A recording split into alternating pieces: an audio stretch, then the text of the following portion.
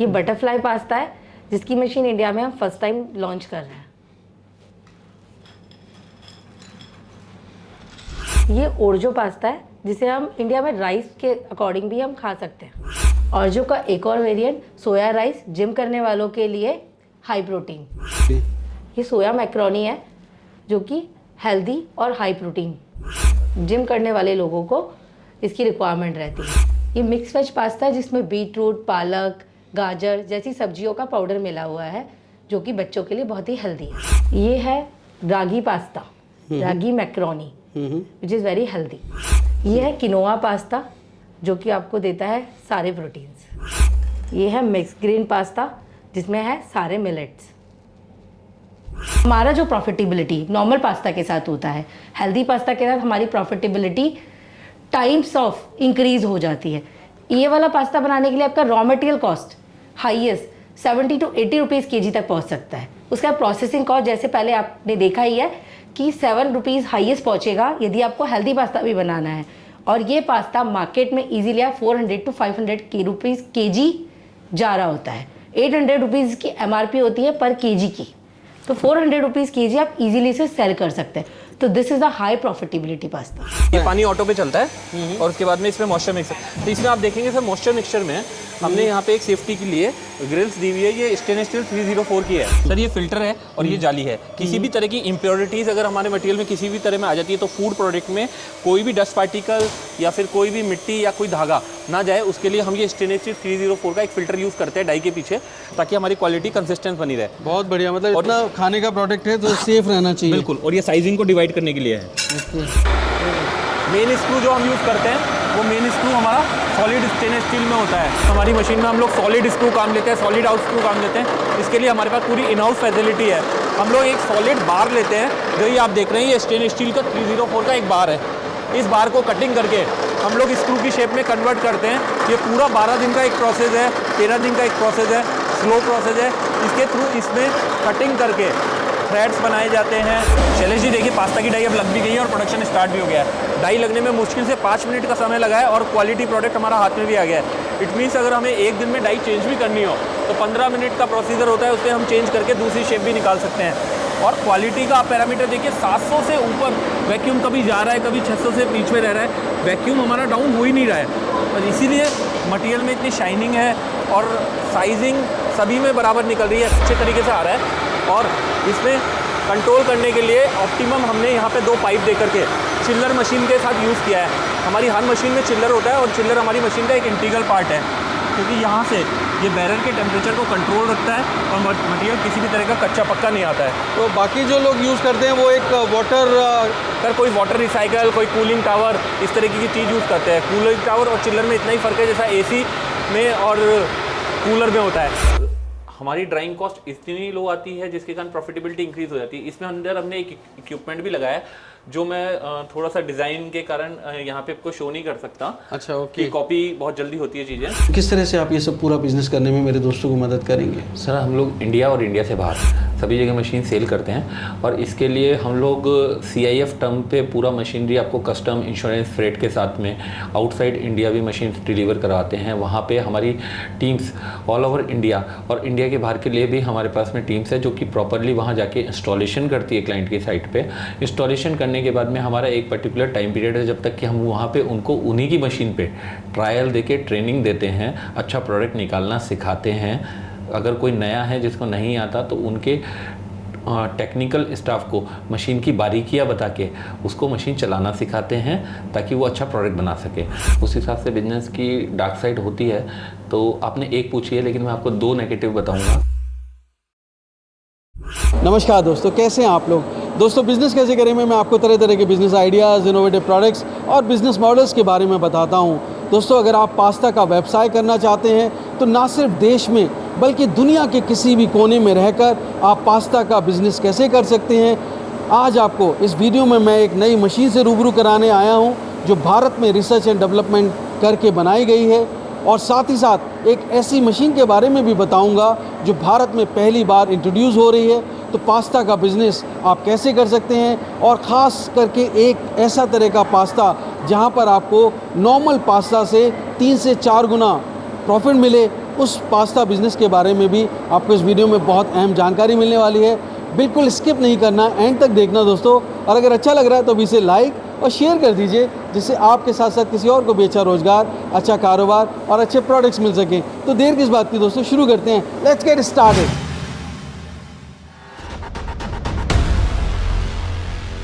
दोस्तों अगर आप बिज़नेस करने की सोच रहे हैं तो सबसे पहले एक बात जान लीजिए, अगर मिलो दूर हो जो मंजिल, पहला कदम उठाना ज़रूरी है। तो उठाइए पहला कदम और झट से सब्सक्राइब कर लीजिए बिज़नेस कैसे करें चैनल को, क्योंकि इस रास्ते पर आपको मिलते हैं नए नए business ideas, innovation, business model से जुड़ी जानकारी और गाइडेंस। तो देर किस बात की दोस्तों, शुरू करते हैं। घंटा बजाकर बिज़नेस कैसे करेगा सुहाना सफ़र। दोस्तों अगर भारत या भारत से बाहर दुनिया के किसी भी कोने में आप पास्ता का बिज़नेस करना चाहते हैं तो कैसे कर सकते हैं, क्या बिज़नेस मॉडल आपके लिए सूट करेगा, किस तरह की ये नई मशीनरी की टेक्नोलॉजी आपके लिए सूट करेगी, आपके मुनाफे क्या होंगे, आपके इन्वेस्टमेंट क्या होंगे, किस तरह की लाइसेंसिंग और बाकी लेबर रिक्वायरमेंट्स आपको होगी, ये सारी जानकारी के लिए, पूरे बिज़नेस को समझने के लिए मैं पहुंच चुका हूँ Amical foods and technology private limited में। मेरे साथ मौजूद हैं उनके managing director mister Yogesh Khandelwal ji. बहुत बहुत स्वागत है योगेश जी बिज़नेस कैसे करें में आपका। शैलेश जी, आपका भी बहुत बहुत स्वागत है Amical foods and technology private limited में। थैंक यू योगेश जी, आपका बहुत बहुत धन्यवाद कि आपने फिर से मुझे एक बार मौका दिया कि आपने जो नई टेक्नोलॉजी और इनोवेशंस की हैं, जो नई R&D के बाद नई तरीके की मशीन्स बनाई हैं, उसके बारे में मैं अपने दोस्तों को जानकारी दे पाऊँ, इस बिज़नेस के बारे में फिर से उनको बता पाऊँ, क्योंकि मार्केट बहुत डायनामिक है, फ्लक्स है, पूरी दुनिया भर में चीज़ें बदलती हैं और आज की सिचुएशन में किस तरह से वो पास्ता का बिज़नेस कर सकते हैं, प्रॉफिटेबल बिज़नेस कर सकते हैं, और नए नए प्रोडक्ट्स आपने जो अपने ऐड किए हैं उनके बारे में भी मेरे दोस्तों को जानकारी दे पाऊँ। तो बहुत बहुत आपका आभार। अब मेरे दोस्तों के लिए बताइए कि हम किस तरीके की नई टेक्नोलॉजी की इनोवेशंस आपने की हैं, नई मशीनें क्या बनाई और नए प्रोडक्ट्स क्या ऐड किए। सबसे पहले मेरे दोस्तों को मैं वो बताना चाहूँगा। सर ये बहुत इंटरेस्टिंग है, क्योंकि आप देखेंगे टेक्नोलॉजी हमेशा अपवर्ड चलती है। लाइक अगर पिछली बार कुछ था तो उससे अपग्रेड हमें कुछ में अभी मिलेगा, और आने वाले टाइम में इससे ज़्यादा और टेक्नोलॉजी अपग्रेड होगी। तो अभी जो हमारी मशीनें हैं वो इंडस्ट्री में बेस्ट मशीनें हैं, जिसको पूरा एक टाइम पे हम पहले बोलते थे कि इटालियन टेक्नोलॉजी को लेकर के मशीन बना रहे हैं। अब हमारी इटालियन टेक्नोलॉजी से बेस्ट मशीन्स है। मतलब भारत की टेक्नोलॉजी अब इटालियन टेक्नोलॉजी से भी बेहतर हो गई है। और कभी हम कम्पीट करते थे इटालियन प्रोडक्ट्स से, अब इटालियन प्रोडक्ट्स भी हमारे इंडियन प्रोडक्ट्स से कम्पीट कर रहे हैं क्वालिटी के मामले में। तो टेस्ट से लेके कंसिस्टेंसी, आफ्टर कुकिंग, उन सब चीज़ों में हमारे प्रोडक्ट बेस्ट है। और नए नए वेरिएंट अब हम लोग लेके आए हैं, मशीन में भी काफ़ी एडवांसमेंट किया है। तो अभी मैं आपको ट्रायल दिखाऊंगा, उसमें वो सब चीज़ें तो आ ही जाएगी। जब तक कुछ प्रोडक्ट्स है वो मैं आपको बता देता हूँ जो नए प्रोडक्ट्स हमने किए हैं। जैसे हमने कुछ राइस की शेप का, जिसको ऑर्जो शेप बोलते हैं इटालियन में, तो राइस की शेप का पास्ता लॉन्च किया है। और बटरफ्लाई करके स्टैंपिंग मशीन, वो हमारी इस मंथ एंड में आने वाली है। बहुत बेहतरीन। तो भारत की यही खूबी है कि भारत का जो इंटेलेक्चुअल प्रॉपर्टी है वो दुनिया भर में जाके लोगों को समृद्ध बनाता है, प्रॉस्पर बनाता है। पर अब भारत के लोग ये समझ गए हैं कि भारत की टेक्नोलॉजी वो दुनिया भर में दे सकते हैं और दुनिया उसके आगे नतमस्तक है। बहुत बहुत धन्यवाद कि आपने नई इनोवेशंस की हैं, और ख़ास करके जो राइस का आपने मुझे बताया, क्योंकि हमारे देश में तो स्टेपल फूड है और वो एक फैमिलियरिटी हो जाती है कि पास्ता को लोग समझते हैं कि इटालियन है, कुछ फॉरेन एलिमेंट लगता है, लेकिन आपने राइस का बना दिया तो एक तरह से बिल्कुल इंडियन कल्चर में वो एसिमिलेट हो जाएगा। हाँ बिल्कुल सही कह रहे हैं आप। और इसके अलावा भी जैसे शेप्स हम लेके आएंगे तो लोगों को काफ़ी ये रहता है कि पास्ता अनहेल्दी है, तो उस अनहेल्दी को भी लोगों को एक एजुकेट करने के लिए कि इसमें भाई मैदा का नहीं है, सूजी का है, आप इसको खा सकते हैं, तो आपकी हेल्थ पे कोई एडवर्स इम्पैक्ट नहीं पड़ेगा। साथ ही साथ मशीनों को इतना ऑप्टिमाइज़ किया है ताकि जो मशीन खरीदेगा, प्लांट खरीदेगा, वो अपना एक हार्ड अर्न मनी इसके अंदर लगा रहा है, तो उसको प्रॉफिट प्रॉपरली निकल पाए। इसके लिए मशीन लॉन्ग टर्म चले, उसके लिए हमने कई सारे की पॉइंट्स कंपेरेटिवली, जैसे मैं एक आपको शो करना चाहता हूँ। इसमें कई सारे पॉइंट्स हैं हमारी मशीन में, जैसे कि एमिकल की मशीनरी में हम लोग चिलर मशीनरी में यूज़ करते हैं, जो मैंने लास्ट टाइम भी काफ़ी एम्फेसिस देके बताया था। ये अभी भी हमारी यूएसपी है। खुद से आप चिलर बनाते हैं, अलग अलग वेरिएंट्स बनाते हैं। बिल्कुल यूएसपी है, और अभी हमारी मशीन्स में ही होता है, क्योंकि ये टेक्नोलॉजी भी केवल हमारे पास ही है। और कई लोग कूलिंग टावर वगैरह चीज़ें यूज़ करते हैं, जो कि ऑप्टिमाइजेशन के लिए अच्छा नहीं होता है, क्वालिटी अच्छी नहीं निकलती है मॉइस्चर की वजह से। वाटर का ऑटोमेशन सिस्टम है, नॉट ट्रेडिशनल गेट वाल की जैसे। स्क्रू जो हम लोग बनाते हैं वो लोग हम सॉलिड शाफ्ट में काट के बनाते हैं। बिल्कुल आप मशीन के एक्सट्रूजन के लिए जो स्क्रू बनता है उसका 10 to 12 डेज का प्रोसेस होता है। ओके। एक स्क्रू बनाने एक स्क्रू बनाने में जनरली 5 से 6 घंटा में लोग वेल्डिंग करके बना देते हैं, जिसकी लाइफ बहुत कम होती है और ना प्रोडक्ट क्वालिटी निकलती है। ऐसे करके अभी मैं इसका आपको एक सॉफ्ट कॉपी भी प्रोवाइड करा दूंगा अगर कोई क्लाइंट को नीडेड होगा। अराउंड 15 to 20 पॉइंट्स है जो की पॉइंट्स है जो मशीन को इंडस्ट्री में बेस्ट बना। तो ये आपने चिलर में जैसे इनोवेशंस आपकी यूएसपी है, ऐसे ड्रायर में भी आपने कोई यूएसपी प्रोडक्ट बनाया? ड्रायर में भी बिल्कुल हमारी यूएसपी है, और ड्रायर हमारा बहुत लो इलेक्ट्रिसिटी कंजम्पशन पे चलता है। अराउंड 5 से 6 किलोवाट में हम 500 kg मटेरियल को ड्राई कर देते हैं, जो कि ट्रेडिशनल 14-15 किलोवाट लोग लेते हैं। तो उसमें भी अगर हम मटेरियल को बनाते समय कम खर्चा करेंगे, बिजली को सेविंग करेंगे, तभी तो हम प्रॉफिट को ले पाएंगे और कंज्यूमर को सस्ता दे पाएंगे। कंज्यूमर को सस्ता ले पाएंगे, या फिर अपने इन्वेस्टमेंट का सही रिटर्न सही टाइम पे निकाल पाएंगे। करेक्ट, वो चीज़ बहुत ज़रूरी है। एक चीज़ आपने मुझे कहा कि पास्ता बहुत हेल्दी है, ये मैदा का बना हुआ नहीं होता है दोस्तों। यहाँ पर एक और बात मैं ऐड करना चाहूँगा, योगेश जी ने जो कहा है कि यहाँ पे आप तरह तरह की वेजिटेबल्स मिक्स करके बनाते हैं, तो आपके लिए वो बहुत हाई एनर्जी और बहुत ही जो हेल्थ कॉन्शियस लोग हैं उनके लिए बहुत ही न्यूट्रिशियस वैल्यू देता है पास्ता। कितने तरीके के पास्ता आपकी मशीनों से बना सकते हैं मेरे दोस्त? सर अगर पास्ता की शेप्स में अगर जाएंगे तो जैसे कि हम लोग जो डाइज में इंसर्ट यूज़ करते हैं वो सारे इटालियन इंसर्ट्स होते हैं। तो अब जैसे मेरा एक कैटलॉग है, इसमें 2200 टाइप की शेप्स है। 2200 इंडियन मार्केट में अभी जो चल रही है वो अराउंड 25-30 चल रही है। इट मीन्स कि अगर हम इम्प्लीमेंट करें चीज़ों को अलग अलग शेप में, और जो है स्टार है, जेली है, बहुत तरीके की शेप्स इसमें हो सकती है। परफेक्ट, आपकी मशीन से? हमारी मशीन सिर्फ डाई चेंज करके? डाई चेंज करके। बहुत बेहतरीन। और ये डाई बहुत महंगी नहीं होती हैं? डाई महंगी नहीं होती है, और कंपैरेटिवली लाइफ के साथ में डाई महंगी नहीं होती, क्योंकि डाई में सिंगल टाइम इन्वेस्टमेंट है। अगर इटालियन इंसर्ट्स को हम यूज़ करते हैं उसके बाद में लाइफ टाइम तक इंसर्ट्स ख़राब नहीं होते हैं, जब तक कि उसको कोई मैनुअली ख़राब ना करा जाए। ओके, तो यहाँ पे एक बहुत अच्छी बात बताई कि अगर मान लीजिए एक मार्केट में आपका एक तरह का पास्ता चल रहा है, तो दूसरे मार्केट में आप दूसरे तरह का पास्ता बना के अपने देश में सप्लाई कर सकते हैं या एक्सपोर्ट भी कर सकते हैं? बिल्कुल कर सकते हैं सर। और इसमें मार्केट में क्या होता है कि ये फूड प्रोडक्ट है, और फूड प्रोडक्ट में हर किसी को ये रहता है कि नए से नया प्रोडक्ट आए, नए से नया टेस्ट मिले, क्योंकि जितना अच्छा टेस्ट मिलेगा, नया शेप मिलेगा, उतना ही मार्केट को जल्दी कैप्चर कर पाएंगे। तो अगर कोई अपना नया बिजनेस स्टार्ट कर रहा है, वो अगर नई शेप्स को लेके मार्केट में जाएगा तो फटक से उसका प्रोडक्ट कैच हो जाएगा। बहुत बढ़िया। तो यहाँ पे एक्सेप्टेबिलिटी बढ़ने के चांसेस बहुत ज़्यादा है। एक्सेप्टेंस बढ़ेगा, मार्केट का एक्सेप्टेंस बढ़ेगा, तो फिर आपका प्रोडक्ट बिकेगा तो अल्टीमेटली इसी के लिए हम बिजनेस कर रहे हैं। करेक्ट। तो मतलब आपने ये अब तक देखा होगा कि सबसे ज़्यादा कौन से पास्ता चलते हैं? सर सबसे ज़्यादा लोगों को जो है अलग अलग सेगमेंट है सर। जैसे कि अगर होलसेल मार्केट में जाएंगे तो एल्बो शेप, मैक्रोनी शेप की ज़्यादा डिमांड है। यहीं हॉरिका सेगमेंट 5 स्टार में या 3 स्टार में जाएंगे तो वहाँ पेने पास्ता ज़्यादा बिकता है। अब जो हेल्दी सेगमेंट में जा रहे हैं तो और जो शेप मैंने जो राइस शेप बताई वो, और अल्टीमेटली अभी तो इसी मंथ का एक नया इनोवेशन और है, उसमें हमने राइस से राइस पोहा बनाया है। अच्छा, राइस से राइस पोहा बनाया है, वो भी हमारी ही मशीन से। मतलब पहले आपकी जो पास्ता मशीन है उससे वो राइस वाला पास्ता निकालेंगे और उसी से उसके बाद में एक डिफरेंट मशीन में छोटी सी प्रोसेसिंग करके उसके फ्लैक्स बना के हमने राइस पोहा बनाया है। बहुत बेहतरीन। और ये भी इंडिया में फर्स्ट हमारा इनोवेशन है। तो यहाँ पे जो रॉ मटेरियल होगा राइस पोहा में या आपके जो राइस पास्ता बनता है वो भी इसमें सूजी या फिर ड्रूरम व्हीट हो सकता है? इसमें भी है ना एक बड़ा ट्रिकी है। इसमें ड्रूरम को यूज़ कर सकते हैं, ड्रूरम का सेमोलिना कर सकते हैं जिसको कि रवा बोलते हैं, सूजी बोलते हैं, और नॉर्मल जो हमारे सॉफ्ट व्हीट आता है उसका सूजी कर सकते हैं। और अगर हम चाहे तो इसको हेल्दी वेरिएंट में भी जा सकते हैं। कैसे? जैसे हेल्दी वेरिएंट में सोया का और मल्टी वेज का, मिक्स वेज का बहुत सारे वेरिएंट निकाल के, उसके लिए रेसिपीज़ हमारे पास में होती है। हमारी जो मार्केटिंग हेड है वो अपने रेसिपीज़ वगैरह प्रोवाइड मैं उनसे ज़रूर इस बारे में पूछूंगा, पर मैं चाहता हूं कि आपकी मशीन का एक डेमो मुझे दिखाएं और हमारे सारे दोस्त समझ पाएं उससे कि किस तरह से आपकी मशीन वर्क करती है। बिल्कुल, मैं मशीन का आपको डेमो दिखाऊंगा। साथ में मैं एक एडिशन यहाँ पे करना चाहता हूँ कि यहाँ पे एक प्रॉफिटेबिलिटी का, कोई भी बिजनेस स्टार्ट करता है तो उसके मन में ये होता है कि ये बिजनेस करूँगा, एक फेयर होगा, हार्ड एंड मनी है, पैसा लगाऊंगा, कब निकलेगा पैसा, माल बिकेगा या नहीं बिकेगा।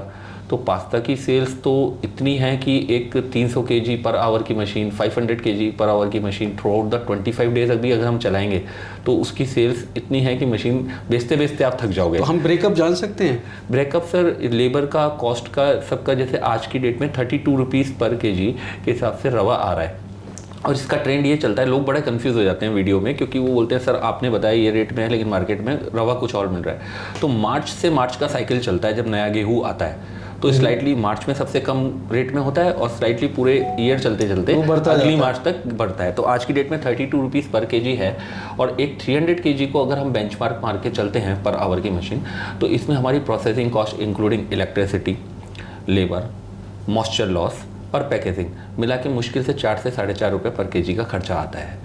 और 32 रुपीज़ पर केजी पे अगर हम 10 रुपये केजी प्लस करेंगे, ये हमारी सेल्स प्राइस है। इट मीन्स आप 5 से 6 रुपये किलो का प्रॉफिट इजीली निकाल सकते हैं। और 300 केजी पर आवर की स्पीड है, तो 3000 केजी पर डे में बन जाएगा 10 आवर में, मतलब तो 15,000 रुपये 15,000 पर डे रुपये का आपका कर अगर सकते हैं। अगर हम फुल कैपेसिटी पे चलाए, आधी कैपेसिटी पे चलाएंगे तो 7,500 रुपये पर डे का। ये पोटेंशियल है मशीन का, लेकिन ये तो मार्केटिंग पे डिपेंड करता है कि आप कितना बेच पाएंगे। पर मशीन का पोटेंशियल आपने बताया कि 15,000 रुपीज़ पर डे का अगर हम प्रॉफिट और कॉस्ट Full एनालिसिस potential पे करें, अगर फुल हम पोटेंशियल चलाते पे चलाएं तो बिल्कुल। But it is all dependent on the marketing skills and आपके एफर्ट जो हैं। बिल्कुल। मार्केट अगर है तो इतना अर्न कर सकते हैं। सर मार्केट तो है, पर स्केलेबिलिटी की ज़रूरत है, क्योंकि जब हम फुल कैपेसिटी पे चलाएंगे तो फुल कैपेसिटी के हिसाब से ड्रायर्स और हर चीज़ ज़रूरी है। वो मेरे से इन पर्सनल जब मीटिंग होगी किसी क्लाइंट की, तो मैं उनको फुल डिटेल में समझा भी सकता हूँ। तो योगी जी, अगर मेरे दोस्त ये पास्ता का बिजनेस करते हैं तो उनको किस तरीके की लाइसेंसिंग की रिक्वायरमेंट होगी देश में और देश के बाहर, अलग अलग कंट्रीज़ में, और इसके अलावा उनको क्या इंफ्रास्ट्रक्चर चाहिए होगा, किस तरह की इलेक्ट्रिसिटी कनेक्शन चाहिए होंगे, ओवरऑल बाकी ओवरहेड एक्सपेंसेस क्या हो सकते हैं? सर इसके लिए अच्छी बात यह है कि इसके लिए बहुत ही मिनिमम लाइसेंसिंग की रिक्वायरमेंट है इस बिज़नेस के लिए। जैसे कि अगर देश में डोमेस्टिक मार्केट में हम लोग काम करते हैं तो जीएसटी तो खैर बोलने वाली बात ही नहीं है, क्योंकि हर ही बिज़नेस में जीएसटी की रिक्वायरमेंट है। जीएसटी के बाद में इसमें एफएसएसआई के लाइसेंस की रिक्वायरमेंट है। वाटर पॉल्यूशन हम कुछ कर रहे नहीं हैं, एयर पॉल्यूशन हम कुछ कर रहे नहीं हैं, इसलिए केवल एफएसएसआई के लाइसेंस की ज़रूरत है, जिसमें रजिस्ट्रेशन भी मिल जाता है और लाइसेंस भी मिल जाता है। स्मॉल स्केल पे जब हम स्टार्ट करते हैं तो रजिस्ट्रेशन से चालू कर सकते हैं, बाद में स्केलेबिलिटी बढ़ती है, हम 1 स्टेट से 2 स्टेट 3 स्टेट में करते हैं तो हमें लाइसेंसिंग की भी ज़रूरत पड़ती है, जो कि ऑनलाइन एफएसएसआई की वेबसाइट से ही हमें मिल सकता है। और अगर इंटरनेशनल मार्केट की बात करते हैं तो इंटरनेशनल मार्केट में अलग अलग कंट्री की अलग अलग रिक्वायरमेंट है लाइसेंसिंग की, फूड और पास्ता से रिलेटेड, जिसके लिए हमारी जो सेल्स हेड है वो अलग अलग कंट्रीज़ का उनके पास में डेटा है। जिस भी कंट्री से रिक्वायरमेंट आती है हम उनको पूरा एक ड्राफ्ट का पहले ही भेज देते हैं अपने प्रपोजल के साथ साथ कि ये लाइसेंसिंग की आपको रिक्वायरमेंट रहेगी। जितने टाइम में हम मशीन बनाते हैं उतने टाइम में उनकी लाइसेंसिंग की प्रोसीजर कंप्लीट हो जाती है, तो स्मूथ काम हो जाता है। बहुत बेहतरीन। तो हम इन्वेस्टमेंट की बात करेंगे, पर सबसे पहले मैं चाहता हूं कि आप दोस्तों मशीन का डेमो देखें और बहुत इंपॉर्टेंट जानकारी आपके सामने आने वाली है, तो बिल्कुल स्किप नहीं करिएगा। स्टे ट्यून दोस्तों। तो शैलेश जी, जैसे बात हो रही थी, ये 300 केजी का फुल ऑटोमेटिक प्लांट है हमारा। ओके। इसमें स्टार्टिंग हम यहाँ से करते हैं स्क्रू कन्वेयर से। इसमें फुल ऑटोमेटिक प्लांट है, लेकिन एक मैनुअल काम इसमें सबसे पहले होता है, वो है रॉ मटेरियल को डालना। वो किसी भी मशीन में मैनुअली ही करना पड़ता है। तो इसकी कैपेसिटी क्या है वैसे, कितना केजी आता है? 300 केजी का प्लांट है और इसकी कैपेसिटी लगभग आप मान के चलिए इसमें 200 केजी 225 केजी के आसपास आएगा। बट ये इसकी कैपेसिटी से फर्क नहीं पड़ता, क्योंकि ये कंटिन्यूस प्लांट है। इसमें जैसे ही थोड़ा सा कम हो माल, फिर और डाल दीजिए। तो हम यहीं से इनपुट स्टार्ट करते हैं, तो आपको जीरो से दिखाते हैं पूरा। चलो बेटा डालो। ओके, तो अभी हम सूजी डाल रहे हैं। हाँ, ये रॉ मटेरियल इसमें डाला है हमने। ओके। अब आप देखेंगे ना, इसमें बिल्कुल फाइन क्वालिटी का हमारा रॉ मटेरियल है ये, बिल्कुल दानेदार और बारीक। इसमें कोई ब्लैक स्पॉट, ब्लैक पार्टिकल नहीं है। तो यहाँ पर एक मोटर दिया है आपने। हाँ, ये मोटर है इसका, सारा मोटर क्रॉम्पटन का है हमारा। और आप देखोगे इसके कंट्रोल जो पैनल है, कंट्रोल पैनल में पीछे की तरफ हमने प्लग्स लगाए हैं, ताकि उसमें अलग से कोई भी तार नहीं लगाना पड़े। शॉर्ट सर्किट की कुछ इसमें कंडीशन हमने छोड़ी ही नहीं है। और क्या क्या फीचर्स है इसके? सर जैसे जैसे चलता जाएगा वैसे वैसे बताता जाता हूँ। मशीन फुल ऑटोमेटिक है, एक ऑपरेटर इसको ऑपरेट कर सकता है, 2 हेल्पर चाहिए। स्क्रू कन्वेयर है, इसमें रॉ मटेरियल यहाँ से सबसे पहले हम अपने वाले ऊपर के मॉइस्चर मिक्सचर में शिफ्ट करेंगे। ऑन करो स्क्रू कन्वेयर। अब देखिए सर, जैसे ऑन होएगा स्क्रू कन्वेयर, यहाँ से आपको लेवल डाउन होता हुआ दिखने लग जाएगा अपने आप। ये देखिए, ओके, मूवमेंट स्टार्ट हो गया है इसमें। Okay, it's all sunken. ऊपर शिफ्टिंग चालू हो गई है। ऊपर आप देखिए, यहाँ संकिन हो रहा है और यहाँ पर ये पूरा स्क्रू कन्वेयर से माल इसमें आ रहा है। हाँ, ओके, पानी चालू करना। Very nice. बबलू चालू करो ना। तो यहाँ से हम देख रहे हैं कि उधर से कम होता जा रहा है और इधर आता जा रहा है। हाँ हाँ हाँ, वेरी नाइस। बिल्कुल। हाँ, चालू करो। और यहाँ पे आपने ये जो वाटर टैंक दिया है, इससे पानी भी आता है? हाँ सर, इससे पानी चालू हो जाएगा। अभी इसमें मॉइस्चर मिक्स होना इसमें स्टार्ट हो जाएगा। ये देखिए, मिक्स होना चालू हो गया मॉइस्चर। ओके, किशोर तुम नीचे जाओ। तो मॉइस्चर आप इसमें सेट कर देते हैं और फिर मॉइस्चर उस हिसाब से हाँ, आता ये है। पानी ऑटो पे चलता है और उसके बाद में इसमें मॉइस्चर मिक्सर। तो इसमें आप देखेंगे सर मॉइस्चर मिक्सचर में हमने यहाँ पे एक सेफ्टी के लिए ग्रिल्स दी हुई है, ये स्टेनलेस स्टील 304 की है। इसमें यहाँ किसी भी तरह का मैनुअल वर्कर का हाथ इसमें ना जाए, हाथ कटे नहीं, क्योंकि अर्लियर किसी टाइम पे काफ़ी एक्सीडेंट्स मशीन में होते थे, तो उसके बाद में ये चीज़ इंप्लीमेंट कर दी गई और उसके बाद में ताकि हाथ ना जाए। अब ये मॉइस्चर मिक्सचर बिल्कुल इक्विवेलेंट क्वांटिटी में इसको मिक्स कर देगा। And this screen can also be remove. हाँ, फॉर क्लीनिंग। यहाँ से देखेंगे फीडर ऑन कर दिया है हमने, जिससे मटेरियल आ गया है और यहाँ पे मटेरियल की पेस्टिंग आप देखेंगे तो पूरी तरीके से जो इसमें जिलेटिनाइजेशन है वो हो चुका है रवे का। ऑन करो और यहाँ पे जब ये ऑन होता है इसके बाद में मटेरियल पूरा बॉल शेप में कन्वर्ट हो जाता है, जिसके कारण पूरी कंसिस्टेंसी आती है। इसके बाद में हम इसका गैस किट को लॉक कर देते हैं। ओके, इसमें वैक्यूम बनता है। हाँ, इसमें वैक्यूम सक्शन होता है। वो हम जब एक बार करेंगे एक्सट्रूजन डाई लगाने के बाद में, तो मैं उसका वैक्यूम का प्रेशर भी आपको दिखाऊंगा। ओके, इसके बाद में वहाँ पर दिखेगा। हाँ, इसके बाद हम मेन स्क्रू को ऑन करके यहाँ से थोड़ा मटेरियल बाहर निकाल लेते हैं, मेन स्क्रू। इसके बाद मेन स्क्रू लगा के हम मेन स्क्रू से थोड़ा बहुत मटेरियल बाहर निकाल लेते हैं ताकि हम उसके मॉइस्चर को चेक कर सकें। और रोक लो। इसके बाद में हम इसमें डाई लगाएंगे और डाई निकाल के अपना प्रोडक्ट निकालेंगे। अच्छा, तो कोई सी भी डाई लगा सकते हैं हम? हाँ, अभी पहले हम एक बार मैक्रोनी की डाई लगा के आपको दिखाते हैं। ओके, और कितनी देर का प्रोसेस होता है डाई लगाने का? डाई लगाने का मैक्सिमम 5 से 10 मिनट का प्रोसीजर है। 15 मिनट में हम फ्रेश क्वालिटी निकाल रहे होंगे यहाँ पे आपके सामने। Very nice. तो ये एक बार हम जब डाई लगाते हैं तो जब एक बार माल बन जाता है तो उसके बाद इसको क्लीन करना पड़ता है? बिल्कुल सर, मशीन को क्लीनिंग के लिए डेली टू डेली आपको इसमें 15 से 20 मिनट देने पड़ेंगे। और डाई लगाने का भी प्रोसीजर मैं आपको बताऊंगा अभी कितना ईजी है। डाई भी आपके सामने ही लगाएंगे इसमें। ओके सर, ये हमारा डाई होल्डर है। वही डाई होल्डर हमारा सॉलिड स्टेनलेस स्टील 304 में है। ये किसी भी तरह का कास्टिंग नहीं है। जो मैंने कंपैरिजन चार्ट आपको बताया था उसमें एक ये भी पार्ट इंटीग्रल पार्ट है। कई बार ये कास्टिंग में बना देते हैं जिसके कारण इसमें क्रैक्स आ जाते हैं टाइमिंग। ये सॉलिड स्टील में बनके इसको हमने खाली करके और इसमें थ्रेडिंग की हुई है। परफेक्ट। और इसमें किसी भी नट बोल्ट का यूज़ नहीं है, तो इजीली डाई हैंडल हो जाएगी। डाई लगाओ। ओके, तो अब हम डाई लगाएंगे इसमें। डाई लगाने के लिए सिंपली डाई होल्डर में अंदर शेप बनी हुई है, उसके अंदर डाई को रखना है। ओके सर, ये फिल्टर है और ये जाली है। किसी भी तरह की इम्प्योरिटीज़ अगर हमारे मटेरियल में किसी भी तरह में आ जाती है तो फूड प्रोडक्ट में कोई भी डस्ट पार्टिकल या फिर कोई भी मिट्टी या कोई धागा ना जाए, उसके लिए हम ये स्टेनलेस स्टील 304 का एक फ़िल्टर यूज़ करते हैं डाई के पीछे, ताकि हमारी क्वालिटी कंसिस्टेंट बनी रहे। बहुत बढ़िया, मतलब इतना खाने का प्रोडक्ट है तो सेफ रहना चाहिए। बिल्कुल। और ये साइजिंग को डिवाइड करने के लिए है। ओके, हाँ, तो इतना फाइन होके जाता है? बिल्कुल फाइन होके जाता है। एक जना करो।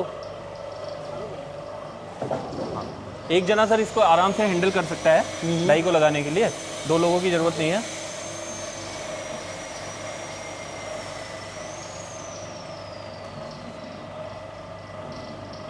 पूरा थ्रेडिंग के ऊपर है, मेल फीमेल सिस्टम है। वेरी नाइस, बहुत स्मूथली सीमलेसली लग रहा है। सीमलेसली।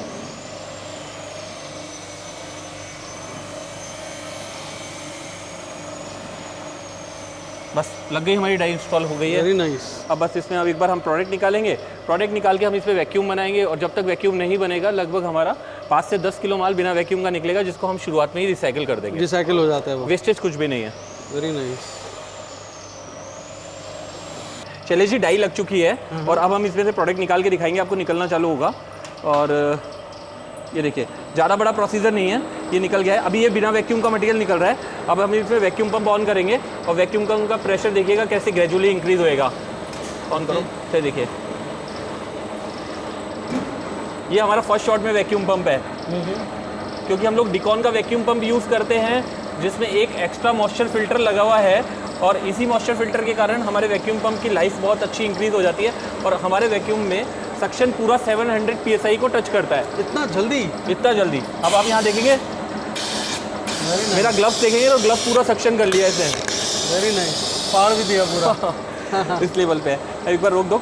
इसके बाद में हम कटर इंस्टॉल कर रहे हैं ताकि इसकी हम परफेक्ट साइज में कटिंग कर सके। कटर लगाना सिंपल प्रोसेस है। हर चीज़ हमारे नट बोल्ट पे है, मेल फीमेल की। ओके, मुश्किल से 2 से 3 मिनट का टाइम हमारा कटर लगाने में जाएगा इसमें। ओके, तो ये जो है पास्ता को जिस साइज में काटना है वो फिक्स कर देता हाँ, है। इस मशीन में हमारी 3 मोटर्स VFD पे है। और 500 kg से ऊपर जो मशीनें होती है उसमें 4 मशीनें VFD पे होती है, जैसे कटर की, स्क्रू कन्वेयर की, मेन मोटर की और पानी की, ताकि ये चारों सिस्टम ऑटोमेटिकली चल सके। मेन मोटर को VFD पे होने का बेनिफिट ये है कि हम साइज को, मशीन की स्पीड को कभी भी कम ज़्यादा कर सकते हैं। कटर की VFD पे होने का मतलब ये है कि कटर से हम साइज़ को कम ज़्यादा कभी भी कर सकते हैं। अभी वो करके दिखाऊंगा मैं आपको। देखिए कटर इंस्टॉल हो चुका है, डाई एक बार हट जाओ पीछे। और वो कंट्रोल पैनल से वो कर रहे हैं कंट्रोल। हाँ, कंट्रोल पैनल से करके हमने डाई के ऊपर एक बार कटर को सेट करके देख लिया है कि कहीं से भी कटर किसी डाई के इंसर्ट से टच तो नहीं हो रहा है। तो एक सिंगल ऑपरेटर बड़े आराम से ऑपरेट कर बिल्कुल पाते इजीली आप देखेंगे ना, मैं तो कुछ कर भी नहीं रहा हूँ जी, केवल एक्सप्लेन ही कर रहा हूँ, वही चला रहे हैं। ये एक्सट्रूजन चालू किया है, अभी हमारा बिना वैक्यूम का मटेरियल आ रहा है। धीरे धीरे मटेरियल का कलर चेंज होता जाएगा जैसे ही वैक्यूम हमारा इसमें बनता रहेगा। अभी आप देख रहे हैं इसमें वाइट लाइन्स आ रही है मटेरियल में, वाइट पार्टिकल्स आ रहे हैं। ये सब खत्म हो जाएगा 2 मिनट में, जैसे ही हमारा वैक्यूम सक्शन एक परफेक्ट लेवल तक पहुँच जाएगा। ओके, तो वाइब्रेटर भी ऑन कर दिया? वाइब्रेटर भी हमने ऑन कर दिया है। ये सारा मटेरियल स्टार्टिंग में अब अभी रिसाइकिल कर लेंगे। ओके, तो ये प्रोसीजर रहता ही रहता है? ये प्रोसीजर रहेगा ही रहेगा सर। अब एक बार रोक दो। वैक्यूम स्टार्ट कर दिया है हमने, और वैक्यूम स्टार्ट करते ही वैक्यूम प्रेशर बहुत बिल्कुल रॉकेट की जैसे इंक्रीज होता जा रहा है, कहीं भी नहीं रुक रहा है। उसके देखिए पूरा चला गया, ये 600 क्रॉस कर गया है अपना। और जब एक्सट्रूजन होगा तो 600 से 700 के बीच में वेरी करता रहेगा। 700 जाएगा, कभी 600 आएगा, तभी जाके हमारी क्वालिटी मटेरियल निकलेगा। ये स्टार्ट कर दिया है और यहाँ से मटेरियल 1 शॉट में निकलना स्टार्ट हो गया है। Very nice. यहाँ से हम स्पीड कम ज़्यादा कभी भी कर सकते हैं। अभी मैं स्पीड थोड़ी कम करवाता हूँ ताकि एक्सट्रूजन समझ में आए। स्पीड कम करो। ओके, ये वाइब्रेटर ऑन कर दिया आपने? ये वाइब्रेटर भी हमने ऑन कर दिया। वाइब्रेटर पूरे मॉइस्चर को हम यहाँ देखेंगे तो मॉइस्चर ज़्यादा है, और यहाँ पे देखेंगे मटेरियल का मॉइस्चर काफ़ी कम हो चुका है। तो ये वाइब्रेटर ही है जो मॉइस्चर को डाउन कर रहा है। अब मैं पहले कटर की स्पीड तेज़ करवा रहा हूँ, तो आप देखेंगे मटेरियल छोटा साइज़ का कटने लगेगा। ओके, तो साइज़ हम कंट्रोल कर सकते हैं। कटर तेज़ करो, कटर तेज़ करना है, तेज़ करना है कमल किशोर। ये देखिए कटर तेज़ करते ही मटेरियल छोटे साइज़ का कटने लगा है। ओके, तो हम कितने भी साइज़ का मशीन मटेरियल की कर स्पीड सकते हैं? बढ़ाते ही वापस अपना मटेरियल बड़ा आने लगेगा। मशीन की स्पीड तेज़ करो, तो हम स्पीड कहीं भी जाके कंट्रोल कर सकते हैं, मेन मोटर पे भी और कटर पे भी। ओके, और अभी वैक्यूम कितना पहुंच गया ये? वैक्यूम 700 नियर बाय है। ओके, तो 600 के ऊपर माल अच्छा बनने लगता 600 है? के ऊपर देखिए आप कोई भी क्वालिटी अच्छी आएगी। सक्शन किस लेवल पे है वो सक्शन में आपको एक बार करके दिखाता हूँ इसमें। ओके, तो ये देखिए मेरे ग्लव्स को पूरा खींच लेता है, ये काट दिया है इसने मेरे ग्लव्स को। वेरी नाइस, बहुत ज़बरदस्त। मैंने लीक किया था, उसके बाद वैक्यूम वापस अपनी जगह जाके बन गया है। तो अभी हम अगर इसको नॉर्मल स्पीड करते हैं तो जनरली हम 25% स्पीड पे चलाते हैं इसको। हाँ, 25% स्पीड पे भी अपना पूरा प्रोडक्शन लेके जा रहा है, अच्छे तरीके से आ रहा है। और इसमें कंट्रोल करने के लिए ऑप्टिमम हमने यहाँ पे 2 पाइप दे करके चिल्लर मशीन के साथ यूज़ किया है। हमारी हर मशीन में चिल्लर होता है, और चिल्लर हमारी मशीन का एक इंटीग्रल पार्ट है, क्योंकि यहाँ से ये बैरल के टेम्परेचर को कंट्रोल रखता है और मटेरियल किसी भी तरह का कच्चा पक्का नहीं आता है। तो बाकी जो लोग यूज़ करते हैं वो एक वाटर अगर कोई वाटर रिसाइकल, कोई कूलिंग टावर, इस तरीके की चीज़ यूज़ करते हैं। कूलिंग टावर और चिल्लर में इतना ही फ़र्क है जैसा AC में और कूलर में होता है। तो AC और कूलर की टेक्नोलॉजी में अंतर है। इसमें एक बार 15 लीटर पानी डलता है और सालों साल तक हमको पानी नहीं चेंज करना पड़ता है। ये इसके बैरल के चारों तरफ जैकेट बन के इसके टेम्परेचर को कंट्रोल रखता है। तो एक्सट्रूजन में जो हमारा मटेरियल निकलता है वो मटेरियल बिल्कुल खिला हुआ रहता है। कुकिंग करने के बाद में खिचड़ी टाइप नहीं बनता है।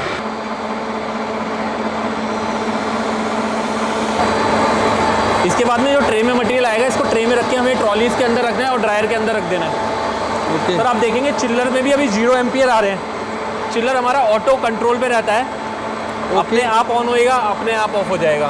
मशीन की अभी अपने आप ऑफ हो चुका है। मशीन की जैसे रिक्वायरमेंट होगी तो ये अपने आप ऑटो ऑन हो जाएगा। Very nice. ये ऑटोमेटिकली टेम्परेचर से कंट्रोल में है इसके साथ में। मेन स्क्रू जो हम यूज़ करते हैं वो मेन स्क्रू हमारा सॉलिड स्टेनलेस स्टील में होता है। सर देखिए, मैं जो आपको बार बार मशीन ट्रायल के समय मैं आपको बार बार बता रहा हूँ कि हमारी मशीन में हम लोग सॉलिड स्क्रू काम लेते हैं, सॉलिड आउट स्क्रू काम लेते हैं। इसके लिए हमारे पास पूरी इन हाउस फैसिलिटी है। हम लोग एक सॉलिड बार लेते हैं, जो ये आप देख रहे हैं, ये स्टेनलेस स्टील का 304 का एक बार है।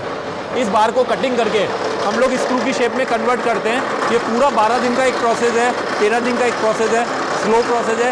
इसके थ्रू इसमें कटिंग करके थ्रेड्स बनाए जाते हैं, जिसके कारण इस स्क्रू की लाइफ 4 से 5 साल की रहती है और हमारा स्क्रू कभी डैमेज नहीं होता है, कभी डिग्रेड नहीं होता है। अधिकतर लोग एक पतली सी शाफ्ट लेकर के इसके ऊपर थ्रेड्स को वेल्ड कर देते हैं। एक बार रोक देना। एक पतली सी शाफ्ट लेके इसके ऊपर थ्रेड्स को वेल्डिंग कर देते हैं। उस केस में स्क्रू 2 से 3 घंटा में बंद हो जाता है, लेकिन उसकी लाइफ कमज़ोर होती है। आर्गन वेल्डिंग करने के कारण वो हीटअप हो जाता है और ऊपर की ओडी आउटर डायमीटर सिमेट्री में नहीं आने के कारण स्क्रू डिग्रेड होता रहता है, हमारा प्रोडक्शन डाउन हो जाता है। अल्टीमेटली मशीन काफ़ी हल्की क्वालिटी की हो जाती है। हमारी चाहे आप 50 kg से लेकर के 3 टन तक की कोई भी मशीन होगी, सभी में स्क्रू कटिंग करके ही दिया जाता है। इसके लिए हमारे पास इन हाउस फैसिलिटी है। तो इसमें वैक्यूम पंप हमने काफ़ी हैवी यूज़ किया हुआ है। ये वैक्यूम पंप का मॉइस्चर फिल्टर है। वैक्यूम पंप इस स्ट्रक्चर के नीचे लगा हुआ है। ये पूरी मशीन सिंगल स्ट्रक्चर में बनी हुई है। काफ़ी हैवी ड्यूटी मशीन है। इस मशीन में आप देखेंगे 1 2 3 4 5 6 7 8 पावर के इनपुट यहाँ पर है। उसके अलावा मेन मोटर का अंदर से है। टोटल 9 पावर इनपुट्स है, जिसमें 7 मोटर्स है, एक चिल्लर और एक वैक्यूम पंप। ओके, एक स्क्रू कन्वेयर की भी मोटर है। स्क्रू कन्वेयर, एक मॉइस्चर मिक्सचर, एक फीडिंग, एक अपना वैक्यूम कटर, मेन मोटर, ऐसे करके पूरी फर्न है। इसमें सारी मोटर्स क्रॉम्पटन की लगी हुई है। हाई क्वालिटी गियर बॉक्सेज है प्रीमियम के। तो हम इसके कंट्रोल पैनल के बारे में जान सकें। और ये आपने स्क्रू कन्वेयर जो दिया है इसमें मूव करता है ये? हाँ, ये व्हील्स के ऊपर है, ये पूरा मूवेबल है।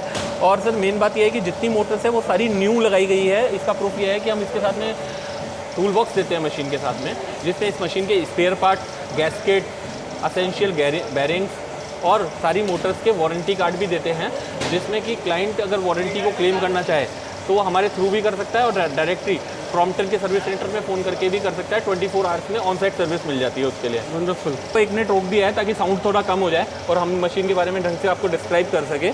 इसमें मेन स्क्रू जो लगा है, जिसके थ्रू एक्सट्रूजन आ रहा था, वो हमारा सॉलिड स्टेनलेस स्टील में लगा हुआ है, जो हमारे पास इन हाउस कटिंग होता है स्क्रू। और स्क्रू कटिंग का ही 12 डेज़ का अपने आप में एक प्रोसीजर है। और जनरली मैन्युफैक्चरर वेल्डिंग वाला स्क्रू काम लेते हैं, जो बहुत लो क्वालिटी होता है, जल्दी से डिग्रेड हो जाता है या टूट भी सकता है। हमारे स्क्रू की हम 5 साल की गारंटी देते हैं। साथ में मेन डाई होल्डर की भी 5 साल की गारंटी है। और 5 साल की गारंटी इसलिए दे रहे हैं क्योंकि लाइफ टाइम टूटेगा ही नहीं। Very nice.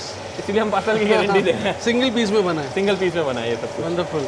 तो ये हम स्क्रू कन्वेयर हटा के कंट्रोल पैनल देख सकते हैं? बिल्कुल सर। एक बार स्क्रू कन्वेयर हटवा रहा, स्क्रू कन्वेयर रिमूव करवा दो। हाँ, इसका कनेक्शन हटा दीजिए। तो इसको हटाना भी इतना आसान है? हाँ, ये बिल्कुल रिमूव कर सकते हैं।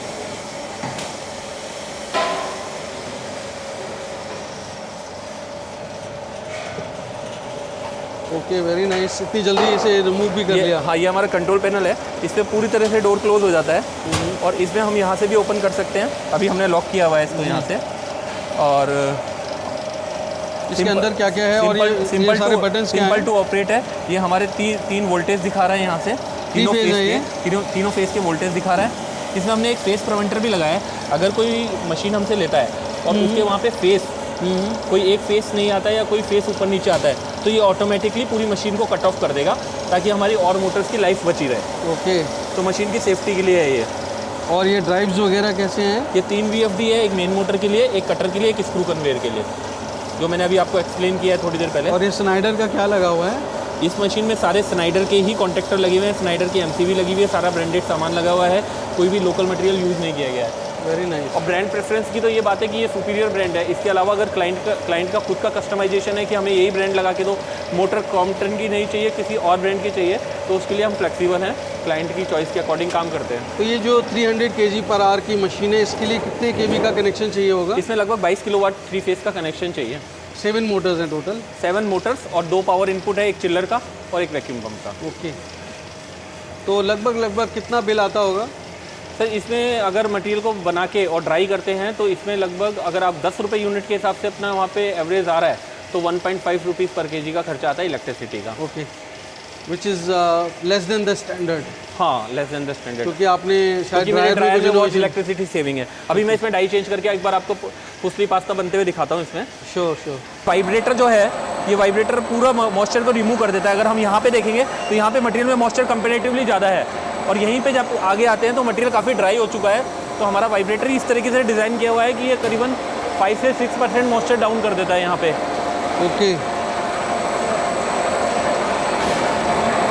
हर डाई पे आपको स्टैंपिंग और मशीन नंबर लिखा हुआ मिलेगा। यहाँ तक कि डाई होल्डर पे भी मशीन नंबर लिखा हुआ है, ये स्टैंप लगी हुई है।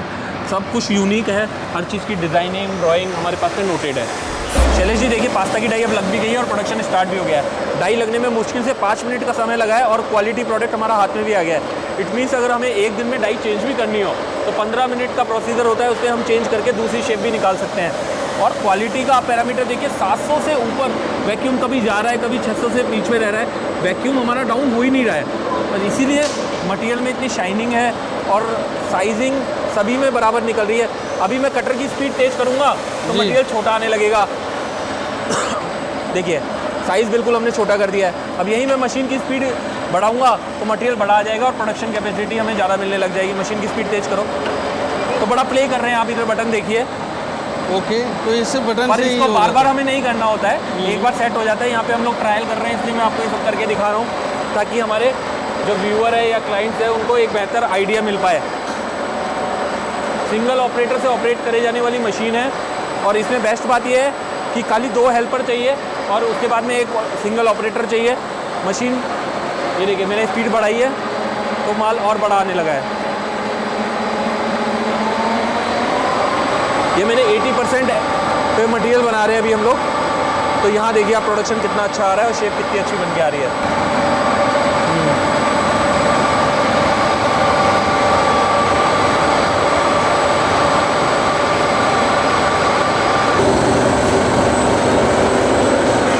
शैलेश जी अभी हमने प्रोडक्शन देखा, तो प्रोडक्शन के बाद में सेकंड स्टेप है ड्रायर के अंदर को मटेरियल को लेके आना। तो ये बेसिकली हमारा ड्रायर है, ये हमारी यूएसपी है और ये हमारी मोनोपोली डिज़ाइन है। इसमें बेसिकली ट्रॉलीज इस साइड रखी जाती है, 4 ट्रॉलीज, और इस ड्रायर को हमने 2 पार्टीशन में बनाया है। सेकंड पार्टीशन में यहाँ भी हम 4 ट्रॉलीज रखते हैं। ओके, एयर का रोटेशन उस साइड से होकर इस साइड से आता है और ये ड्रायर ओनली 6 किलोवाट में हमारी पूरी ड्राइंग कर देता है। मैंने और ड्रायर्स देखे हैं उसमें हीटर्स होते हैं, आपके में हीटर ही नहीं है तो कैसे ड्राई करते है? हैं? लेकिन 1 किलोवाट का केवल एक पावर लोड है उसके ऊपर, और वो भी अपना ये मानिए मैक्सिमम 1 आवर में अपना हीट अचीव करके कट ऑफ हो जाता है। अब 6 किलोवाट का जो मैं लोड बता रहा हूँ उसमें अगर रनिंग लोड देखेंगे तो ये लगभग आपका 5.25 ही आता है।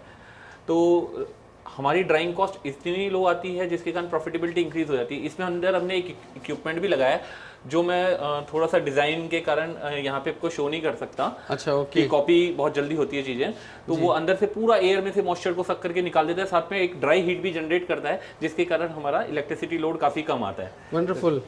तो मतलब ऐसे सीक्रेट्स रखने पड़ते हैं, बिजनेस सीक्रेट्स आपको। ऑब्वियसली बिजनेस सीक्रेट तो बहुत इंपॉर्टेंट है। और इस तरफ आप देखेंगे तो ये बड़े वाले हीट पंप्स है जो हम लोग कंटिन्यूस ड्रायर में यूज़ करते हैं। छोटे हीट पंप्स है, चिल्लर्स है, ये सब हमारी मोनोपोली ड्राइंग डिज़ाइन का काम है। ओके, ये सब आप खुद डिज़ाइन करते हैं? ये स्टेनलेस स्टील की 304 की ट्रेज हैं। अगर हम चाहे तो वुडन ट्रेज भी यूज़ कर सकते हैं। एक वुडन ट्रे दिखाना अखिलेश। चाहे तो वुडन ट्रे भी यूज़ कर सकते हैं और चाहे तो स्टेनलेस स्टील 304 की ट्रे भी हम यूज़ कर सकते हैं। अच्छा, यहाँ पर ये वुडन ट्रे रखी हुई है। इसमें जो ये जाली है ये भी स्टेनलेस स्टील 304 की है। इस तरीके की ट्रॉलीज हैं, इनको रख के हम लोग ड्रायर के अंदर मटेरियल को स्टैक करते हैं। राइट, तो ये सब ट्रॉली ट्रे सब मिलेगा आप अगर पूरा सोल्यूशन देंगे? हाँ, ये सर रोस्टर है, एक स्मॉल रोस्टर है, इलेक्ट्रिसिटी रोस्टर है, वर्मीसिली को बनने के बाद में रोस्ट करने के लिए, मतलब लाल करने के लिए। आपने देखा होगा। ये वैक्यूम पंप है एक। ओके, तो ये वैक्यूम पंप मशीन के साथ? हाँ, ये मशीन के लिए है। अभी मशीन के डेमो में हमने इसको देखा भी है जी।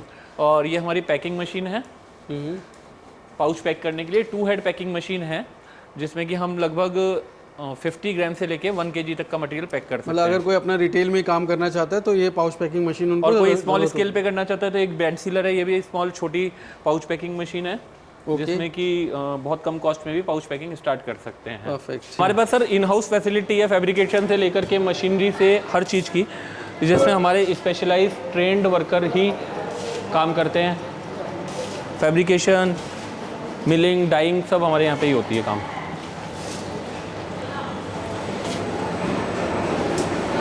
एक एक चीज़ को रीचेक करके ही मशीन सप्लाई की जाती है। सर ये एलपीजी रोस्टर है, ये रोटरी रोस्टर है बेसिकली, और ये मैनुअल रोस्टर है। इसमें वर्मीसिली को रोस्ट करने के लिए, लाल करने के लिए यूज़ होता है। इसमें सिंपली एक एलपीजी का बर्नर लगेगा और एक मोटर के थ्रू कोई भी छोटा सा आदमी भी इसको घर के अंदर भी अपना रोस्ट कर सकता है। वर्मीसिली को मखाना और भी प्रोडक्ट इसमें रोस्ट हो जाते हैं। तो दोस्तों आपने देखा कि योगेश जी ने आपको बिल्कुल फ्लॉलेस सीमलेस मशीन का एक डेमो दिखाया है। आई एम सो इम्प्रेस्ड कि भारत की टेक्नोलॉजी अभी इतनी बढ़ गई है। एंड रोस्टर भी साथ में है कि अगर वर्मिसेली आप बना रहे हैं तो आप उसको रोस्ट भी कर सकते हैं। And the chiller is USP. तो अभी तक जो हमारे बाहर से हम लोग बना रहे थे लाके मशीनें टेक्नोलॉजी, वो आज भारत ने इतनी टेक्नोलॉजी डेवलप कर ली है। और ख़ास करके आपने ड्रायर में देखा, आई थिंक ये बिल्कुल यूएसपी है योगेश जी की, क्योंकि वो ख़ुद इंजीनियर हैं और वो ख़ुद नई टेक्नोलॉजी में रिसर्च उनकी टीम करती रहती है। और ये इसलिए भी बहुत इंपॉर्टेंट हो जाता है दोस्तों, क्योंकि अब एमिक्वल जैसी कंपनियाँ जो अपनी खुद की रिसर्च करते हैं, इनोवेशंस करते हैं, वो इस टेक्नोलॉजी की वजह से दुनिया भर में अपनी मशीनें एक्सपोर्ट कर पाते हैं। मैं एक्सपोर्ट की भी बात करूंगा, पर सबसे पहले मेरे दोस्तों को बताइए योगेश जी कि आपने मशीन का जो डेमो दिया है उसमें बहुत बेहतरीन चीज़ें दिखी मुझे। लेकिन एक चीज़ मेरे दोस्तों को समझ में शायद तब बेहतर आएगी कि जो अपने पर्सनल ब्रांड के लिए मशीन लगा रहे हैं कि भाई उनको बनाना है और वो बना के अपने ब्रांड में वो जो है राइस आपके जो हैं पास्ता या कोई भी पैनी पास्ता, फ्यूजली या जो भी हैं बटरफ्लाई, आप बिल्कुल नई मशीन लेके आ रहे हैं इस मंथ के एंड में। तो अगर वो अपने पर्सनल ब्रांड को लॉन्च करना चाहते हैं तो वहाँ पे प्रॉफिटेबिलिटी कितनी रहेगी? जैसे हमने पहले डिस्कस किया 15,000 पर डे के मशीन का पोटेंशियल है, but does this potential remain same with retail or it goes as with the wholesale? Sir इसमें देखिए आपने बहुत अच्छा सवाल किया। होलसेल में मटेरियल बेचना और अपने ब्रांडिंग में मटेरियल बेचना, दोनों में बिल्कुल बहुत बड़ा डिफरेंस है। होलसेल में मटेरियल बेचने में आपको कोई भी एफर्ट्स नहीं लगेंगे, क्योंकि डिमांड इतनी ज़्यादा है कि जितना माल बनाया आपने उतना सारा बिक जाएगा। लेकिन अगर आप ब्रांडिंग में जाएंगे तो ब्रांडिंग में जितना अच्छा आपका पाउच का डिज़ाइन है, जितनी अच्छी मशीनरी एमिकल की है, उस प्रोडक्ट को जब आप लेके जाएंगे मार्केट में तो वहाँ एक्सेप्टेंस आएगी। वहाँ पे प्रॉफिट मार्जिन इसके मल्टीपल ऑफ 4-5 टाइम्स है। ओके लाइक इसको ऐसे समझते हैं कि जो मटेरियल हमारा 40 रुपीज़ केजी यहाँ बिक रहा है, वहीं पे वो मटेरियल 80 to 90 रुपीज़ पर केजी बिकेगा, क्योंकि हमने मटेरियल की क्वालिटी बहुत अच्छी है और मार्केटिंग पे हमारा एम्फेसिस है। अब और इसके लिए मेरे बताने की बात नहीं है, आप मार्केट में जाके देख सकते हैं कि पास्ता अच्छी क्वालिटी का क्या रेट में बिकता है। जिस क्वालिटी के हम लोग इंसर्ट यूज़ कर रहे हैं, डाइस कर रहे हैं मशीन में, तो मैंने अभी आपको डेमो में दिखाई है सारी चीज़ें। तो उस लेवल पे जाके जब क्वालिटी मीट होएगी और अपने अच्छे ब्रांड में हम लॉन्च करेंगे तो profit around 5 to 6 time increase हो जाएगा। मतलब मान के चले 30 से 40 रुपये पर केजी हो जाएगा, जो कि 100% पे है। मतलब ये समझ लीजिए कि लगभग अगर मशीन के पोटेंशियल की बात करें, रिटेल में सेल करते हैं तो 15-16 लाख रुपए महीने की कमाई। बिल्कुल, इसमें सेल्स के खर्चे आपको थोड़े से डिडक्ट करने पड़ेंगे। तो ये तो जाहिर सी बात है कि आप ये सब कॉस्ट रिडक्शन कर लीजिएगा। इससे पहले मैं ये सेल्स मार्केटिंग की भी बात करूं, योगेश जी से बहुत अच्छी जानकारी मुझे मिलने वाली है। मैं चाहता हूं कि आपके रिसर्च हेड से मैं मिलूं, जो मार्केटिंग भी देखते हैं, और समझें हम कि किस तरह की इनोवेशंस उन्होंने प्रोडक्ट्स में की हैं और किस तरह का हेल्दी पास्ता वो हमारे एंड कंज्यूमर को दे पाएंगे। तो पहले मैं आपके रिसर्च एंड मार्केटिंग हेड से बात कर सकता हूँ? बिल्कुल बिल्कुल सर। तो दोस्तों अगर आप पास्ता का बिजनेस करना चाहते हैं तो किस तरह की इनोवेशन आपको आज ज़रूरत है पास्ता के कॉम्पिटिटिव मार्केट में अपने बिजनेस को प्रॉफिटेबल और सस्टेनेबल बनाने के लिए, जो आपके कंज्यूमर हाथों हाथ आपके प्रोडक्ट को लें, उनको इतना टेस्ट भाए। तो ये सब होता है रिसर्च एंड डेवलपमेंट से। तो जब आप कोई टेक्नोलॉजी डेवलप करते हैं तो मशीन तो बेहतर बनाते ही हैं, साथ ही साथ मैं आपको ऐसी जानकारी देना चाहता हूं जिससे आप अपने प्रोडक्ट को उस रिसर्च एंड डेवलपमेंट की वजह से बहुत इनोवेटिव और बहुत ही टेस्टी बना पाएँ, तो जिससे जो कंज्यूमर है उसकी एक्सेप्टेंस बढ़े आपके प्रोडक्ट को लेकर। तो इसी सब के बारे में जानकारी देने के लिए मेरे साथ मौजूद हैं Amical foods and technology private limited की डायरेक्टर, जो कि रिसर्च एंड मार्केटिंग हेड हैं, दीपा खंडेलवाल जी। तो बहुत बहुत स्वागत है दीपा जी।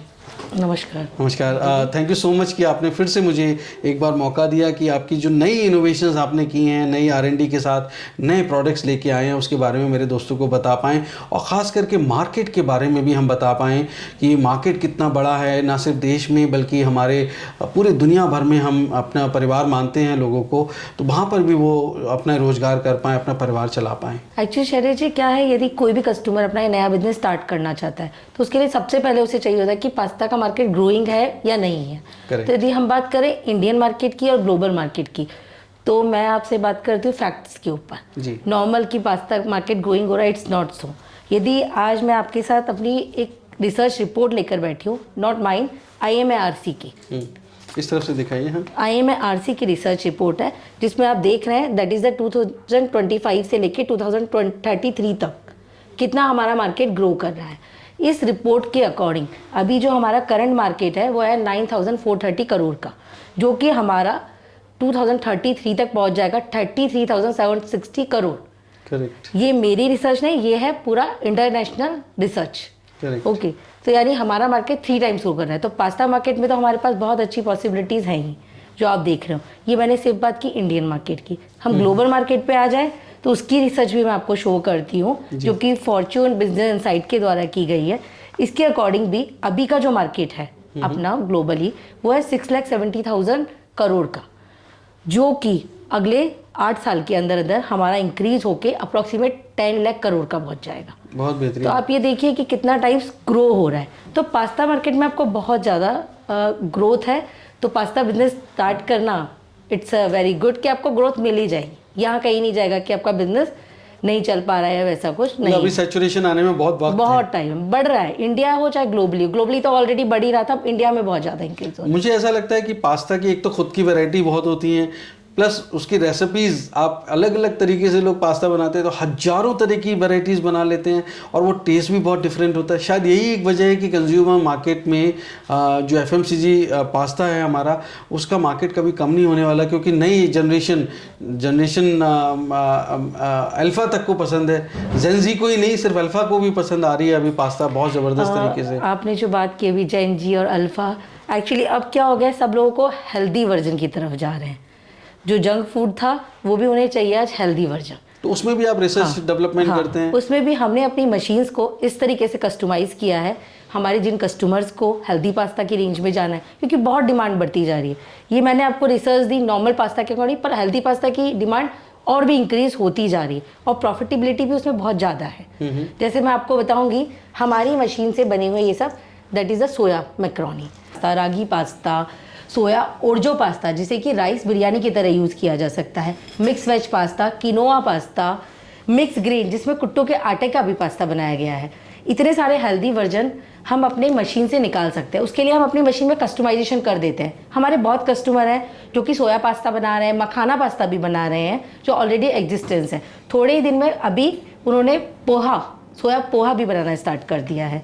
तो इस तरह से हमारे पास बहुत हेल्दी वर्जन है जो कि हमारी मशीन से बन सकते हैं। दूसरी चीज़ मैं आपको बोलना चाहूँगी, इस हेल्दी वर्जन हमारा जो प्रॉफिटेबिलिटी नॉर्मल पास्ता के साथ होता है, हेल्दी पास्ता के साथ हमारी प्रॉफिटेबिलिटी टाइम्स ऑफ इंक्रीज हो जाती है।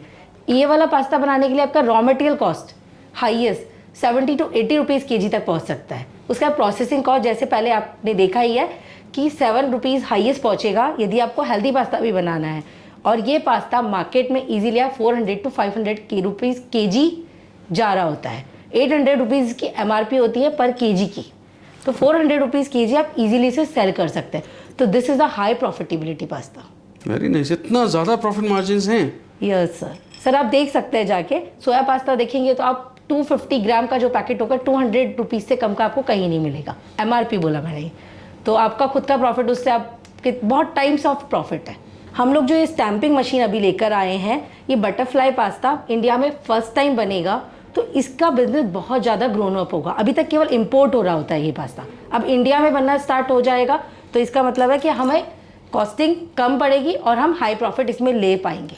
तो that is also a very good option. तो अभी पास्ता की डिमांड कितनी ज़्यादा है, जैसा मैंने आपको रिसर्च दिखाई थी, हमारा जो पास्ता की जितनी डिमांड है, सप्लाई अभी बहुत कम है। उसके अकॉर्डिंग बेबी है, अब उसको ग्रोन अप होना है उस सप्लाई चेन को। तो कोई भी किसी भी सेक्टर में यदि पास्ता की मशीन लगाता है तो प्रॉफिटेबिलिटी में जाएगा ही। डिपेंड आप पे करता है, आप हेल्दी पास्ता मशीन लगा के प्रॉफिटेबिलिटी लेना चाहते हो या नॉर्मल पास्ता लगा के होलसेल मार्केट में भी आप प्रॉफिटेबिलिटी ले सकते हो। बस प्रॉफिट मार्जिन चेंज हो जाता है। इसके लिए हम अच्छे से अपनी मशीन को कस्टमाइज़ कर भी देते हैं और हम बहुत सारे वर्जन ला रहे हैं। अभी तो हम लोग ये बटरफ्लाई की हमारी बहुत जो अभी तक इंडिया में है ही नहीं, वो मशीन भी एमिकल ही अब फर्स्ट टाइम दे रहा है। बहुत बेहतरीन। अगले कुछ दिनों में आपके यहाँ अवेलेबल हो पाएगी? लॉन्च हो चुकी है, बस हमारे कस्टमर है एक, उनको जा रही है। Very nice. Next month. तो अब मेरे दोस्तों को बताइए कि अब हमारे तो जो दोस्त हैं वो सिर्फ ना सिर्फ हिंदुस्तान में बल्कि पूरी दुनिया भर में हैं, तो वहाँ पर उनको सेल्स और मार्केटिंग में किस तरह की सपोर्ट आप देते हैं जिससे उनका बिजनेस, अगर कोई नए लोग हैं तो वो उनको मदद मिल पाए, तो क्या मदद करते हैं आप? देखिए ना, जो पास्ता का जो भी बिजनेस करना चाह रहा है, हमसे जो भी मशीन लेकर आते हैं प्रोडक्शन में, तो हम उनको 100% पूरी हेल्प कर रहे होते हैं। हमारी आफ्टर सेल सर्विस भी बहुत अच्छी है। बात की जाए सेल्स की और मार्केटिंग की, हम लोग इस बिज़नेस में एटलीस्ट 15 ईयर्स से हैं, तो हमारी मशीनें ऑल ओवर एटलीस्ट हमने 300 प्लस प्लांट इंडिया में और 50 से 60 प्लांट आउट ऑफ इंडिया हम लोग ऑलरेडी लगा चुके हैं।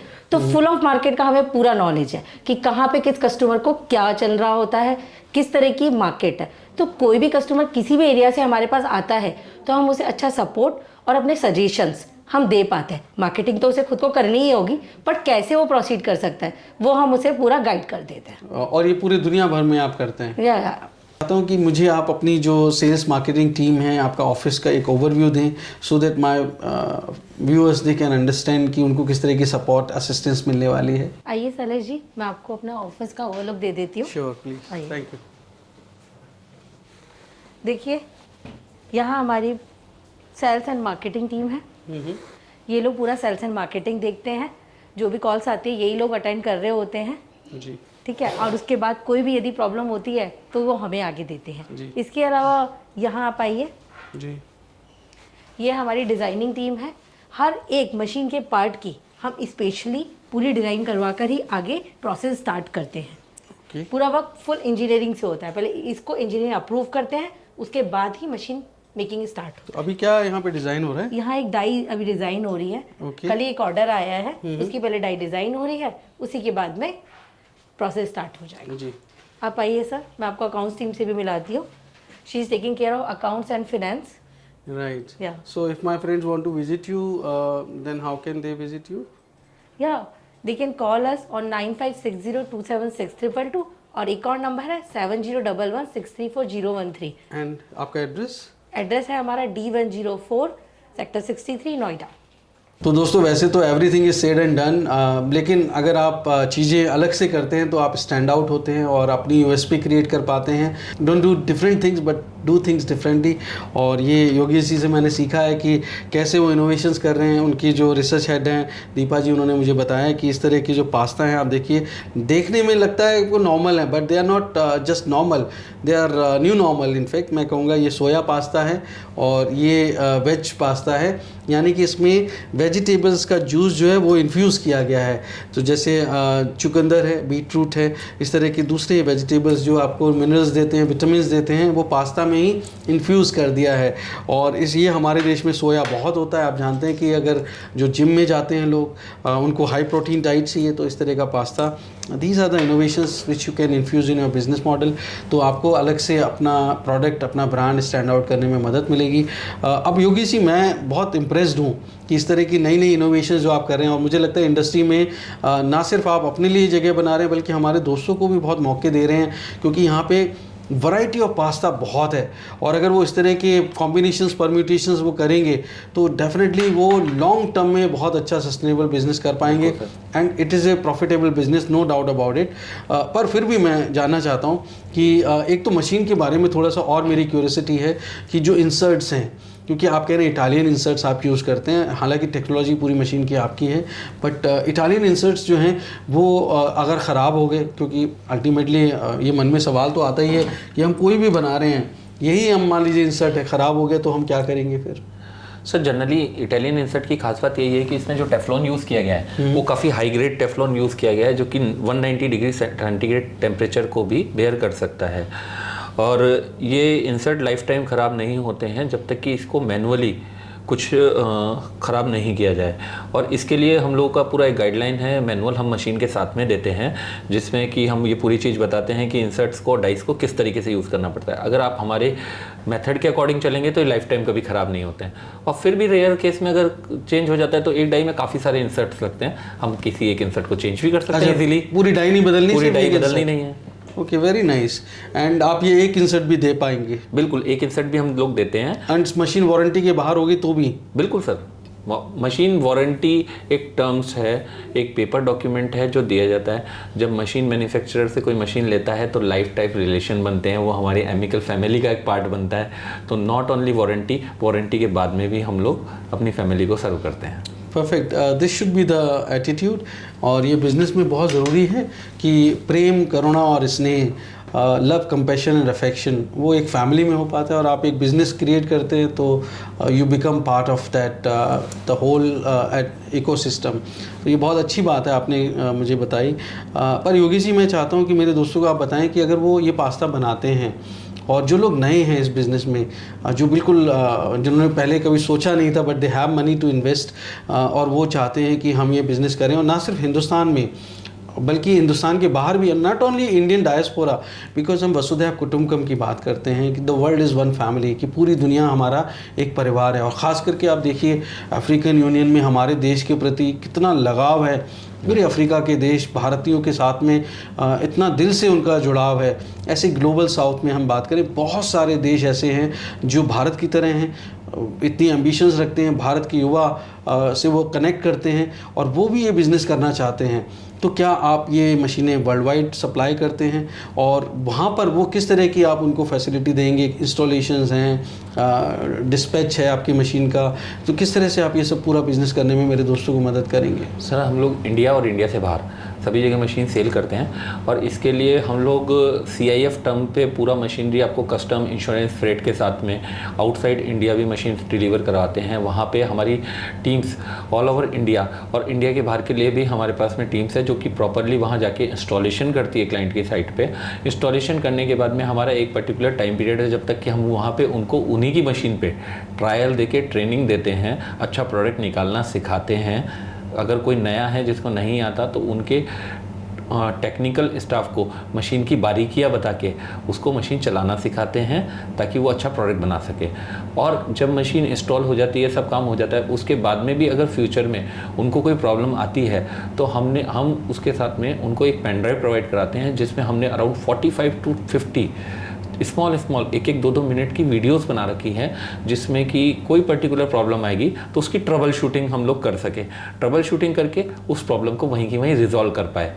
तो इससे क्लाइंट को बड़ा इजी हो जाता है कि मुझे बार बार एमिकल पे फ़ोन नहीं करना है, वेट नहीं करना है, जस्ट अपनी प्रॉब्लम आई वहीं की वहीं रिजॉल्व कर लिया।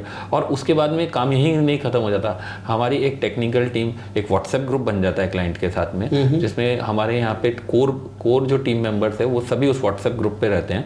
क्लाइंट को अगर कोई भी इशू है या कोई नई रिक्वायरमेंट है वो जस्ट सिंपल व्हाट्सएप ग्रुप पे एक टाइप कर देगा।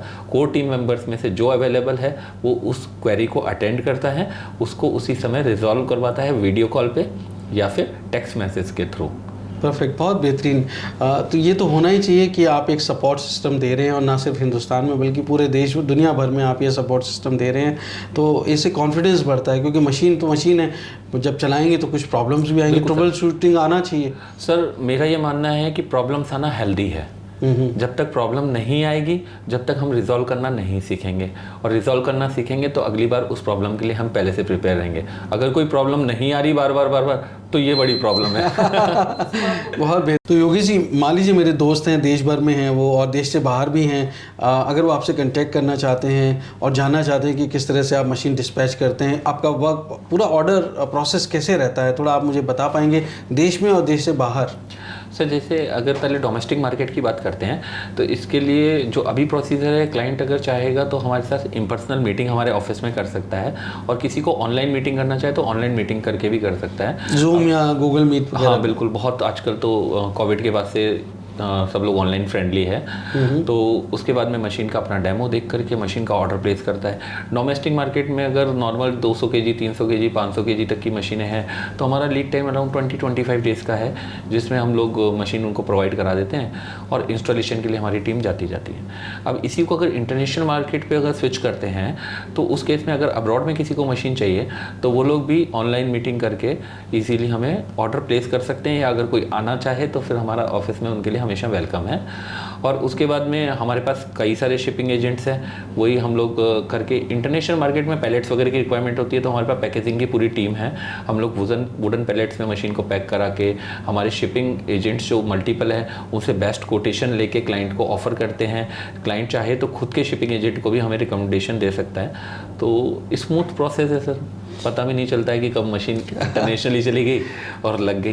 क्लाइंट को इतना स्मूथ लगता है कि जैसे उसने अपने पास में से ही मशीन खरीदी है। Okay, very nice, this should be, क्योंकि कॉन्फिडेंस उनमें आना चाहिए और ये नहीं लगना चाहिए कि भारत से मंगा रहे हैं तो उनको कोई हिकअप्स आएंगे। तो ये बहुत अच्छी बात है। और साथ में मशीन के इंस्टॉलेशन के साथ साथ हम लोगों की ड्रायर के इंस्टॉलेशन के लिए भी टीम जाती है। वो ड्रायर में इंस्टॉलेशन करते हैं क्योंकि हमारे ड्रायर जैसे मैंने आपको बताया था बिल्कुल डिफरेंट है, उसमें इलेक्ट्रिसिटी का लो कंजम्पशन है। साथ में हम लोग साइट पे जाके ड्रायर को इंस्टॉलेशन करते हैं ताकि क्लाइंट को ह्यूज ट्रांसपोर्टेशन कॉस्ट नहीं बेयर करनी पड़े। कई लोग बने बनाए ड्रायर दे देते हैं जिसमें के लिए एक एक ड्रायर में एक एक गाड़ी पूरी ऑक्यूपाइड हो जाती है। हमारे ड्रायर डिसमेंटल पोजीशन में जाते हैं, वहाँ जाके इंस्टॉल होते हैं। तो 4-4, 5-5 ड्रायर भी अगर कोई लेता है तो उस केस में भी बहुत कम स्पेस ट्रांसपोर्टेशन में ऑक्यूपाई होती है, जिसके कारण ट्रांसपोर्टेशन कॉस्ट को हम बचा पाते हैं। बहुत बेहतरीन। योगी जी, एक और मेरा सवाल है कि जैसे हमारे बहुत सारे दोस्त हैं जो बहुत बल्क प्रोडक्शन करना चाहते हैं और कस्टमाइज प्लांट्स चाहते हैं, may be 1000 kg, 2000 kg and may be bigger, तो उस सब के लिए आप कैसे हेल्प कर पाएंगे? सर ये तो हमारी हॉबी है कि कस्टमाइजेशन करना, क्योंकि R&D करना तो एक तरीके से हमारा ऑनगोइंग प्रोसेस है। अगर कोई भी हमारे पास में कस्टमाइजेशन की रिक्वायरमेंट लेके आता है तो हम अपने डेमो प्लांट्स पे पहले उनकी रिक्वायरमेंट के हिसाब से अगर कोई प्रोडक्ट टिपिकल है तो उसका ट्रायल करके दिखाते हैं। और अगर कोई किसी को कस्टमाइजेशन चाहिए बड़ी मशीन के लिए तो हमारे पास में पूरी डिज़ाइनिंग की टीम है, जिसके कारण हम डिज़ाइन करके पहले उनको प्रोटोटाइप देते हैं, प्रोटोटाइप दे करके उनकी रिक्वायरमेंट को फुलफ़िल करते हैं। अगर उनको कस्टमाइजेशन चाहिए तो एमिकल से ज़्यादा राइट प्रेस कुछ हो ही नहीं सकता। तो आखिर में मेरा एक सवाल आपसे है योगेश जी कि अगर मेरे दोस्त ये बिज़नेस करते हैं और हर बिज़नेस की एक डार्क साइड होती है, नेगेटिव साइड होती है, भाई पैसा लगाता है आदमी लेकिन बिज़नेस फेल भी हो सकता है, तो उस केस में क्या होता है? सर जैसा मेरा अनुभव है, एक्सपीरियंस है, उस हिसाब से बिजनेस की डार्क साइड होती है। तो आपने एक पूछी है लेकिन मैं आपको 2 नेगेटिव बताऊंगा इसके लिए। सर कई लोग जैसे बिजनेस अपना स्टार्ट करते हैं, गवर्नमेंट सपोर्ट कर रही है बहुत अच्छा, इसमें सब्सिडी मिल रही है, तो कई लोग सब्सिडी के लिए सोचते हैं कि हम सब्सिडी लेकर के बिजनेस कर ले, बिजनेस पे एम्फेसिस नहीं देते हैं।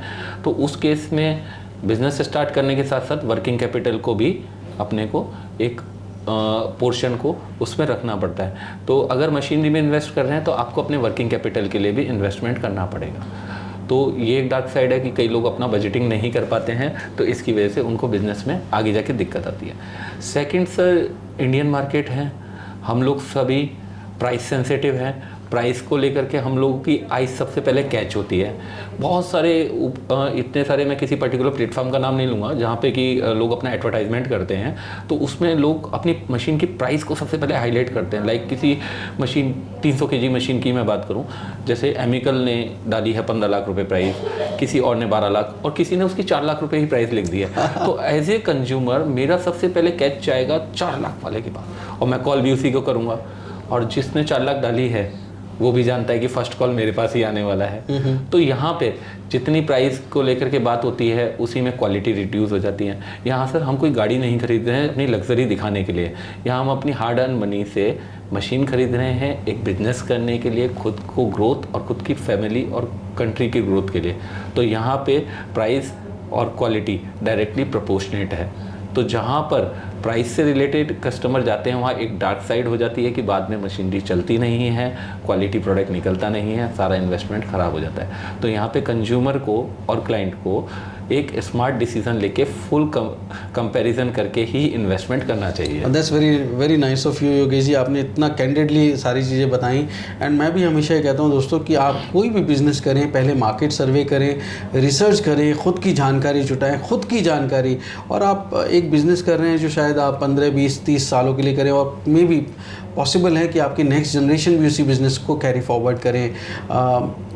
तो आपको मुझे लगता है क्योंकि इस बिज़नेस में स्केलेबिलिटी तो बहुत है, FMCG प्रोडक्ट्स हैं तो मार्केट तो बहुत बड़ा है और ये बहुत ही बर्जियनिंग पॉपुलेशन के साथ में ग्रोइंग मार्केट है, तो यहाँ पे थोड़ी सी मेहनत कर लेंगे तो अच्छा रहेगा। एंड सेकंड, वर्किंग कैपिटल ज़रूर आप निकाल के रखिए अपार्ट फ्रॉम मशीन की कॉस्ट और बाकी जो लेबर कॉस्ट या बाकी जो आपको इंफ्रास्ट्रक्चर चाहिए उसके लिए। आपकी मेहनत के साथ रिटर्न ऑन इन्वेस्टमेंट भी बहुत अच्छे हों, तो अपनी ROI को अच्छा रखने के लिए ये सारे मार्केट सर्वे रिसर्च करके ये बिज़नेस शुरू करना चाहिए, क्योंकि आत्मविश्वास आपको बहुत आगे ले जाता है दोस्तों। और मैं हमेशा कहता हूँ कि चाहे 1000 मील दूर भी आपकी मंजिल क्यों ना हो, पहला कदम उठाना ज़रूरी है, और वो पहला कदम सिर्फ और सिर्फ जानकारी का होना चाहिए।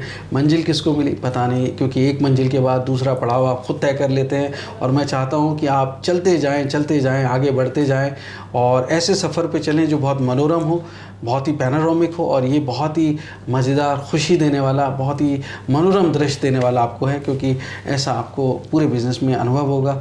तो मैं आपको इस बिज़नेस के लिए शुभकामनाएं देता हूँ। और योगेश जी, आपने इतनी सारी जानकारी दी, आपका बहुत बहुत धन्यवाद। बहुत बहुत धन्यवाद आपका। तो दोस्तों, उम्मीद करता हूँ बिज़नेस कैसे करेगा ये एपिसोड आपको बहुत पसंद आया होगा। अगर हाँ, लाइक, शेयर एंड सब्सक्राइब करें। दोस्तों, एक नई स्टोरी के साथ मैं जल्द मिलता हूँ। तब तक आप अपना और अपनों का बेहद ख्याल रखिए और देखते रहिए YouTube पर बिजनेस कैसे करें। धन्यवाद, नमस्कार।